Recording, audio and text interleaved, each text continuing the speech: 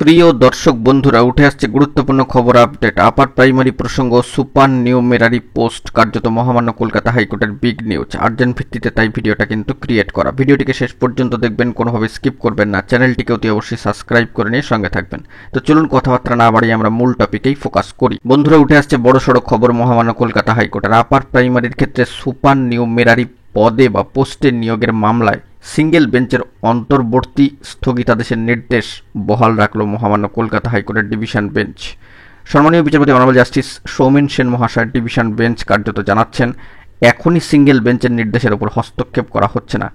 সম্মানীয় বিচারপতির পর্যবেক্ষণ, সুপার নিউমেরারি পদ নিয়ে মামলা সিঙ্গেল বেঞ্চে বিচারাধীন। এই অবস্থায় হস্তক্ষেপ করলে নিয়োগ প্রক্রিয়ায় তার প্রভাব পড়বে। আগামী 18ই জুন ফের এই মামলা শুনবে সিঙ্গেল বেঞ্চ।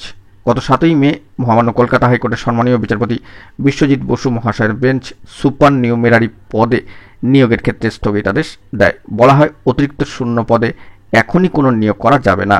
গত মঙ্গলবার সেই নির্দেশের কোনো হস্তক্ষেপ করল না ডিভিশন বেঞ্চ মহামান্য কলকাতা হাইকোর্টের। প্রসঙ্গত উল্লেখ্য যে আপার প্রাইমারির ক্ষেত্রে শারীরশিক্ষা এবং কর্মশিক্ষা বিষয়ের ক্ষেত্রে ওয়েটিং লিস্ট বা অপেক্ষমান তালিকা থেকে নিয়োগ করতে চেয়ে অতিরিক্ত শূন্যপদ তৈরি করা হয়। রাজ্য মন্ত্রিসভায় অনুমোদনে সেই সিদ্ধান্ত নেওয়া হয়।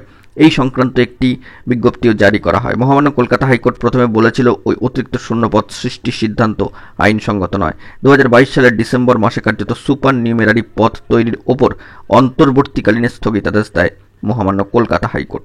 অত্যন্ত গুরুত্বপূর্ণ খবর আপডেট এই মুহূর্তে দাঁড়িয়ে উঠে আসলো। এখন এটুকুই, ভালো থাকবেন, চ্যানেলটিকে সাবস্ক্রাইব করে নিয়ে সঙ্গে থাকবেন। ধন্যবাদ।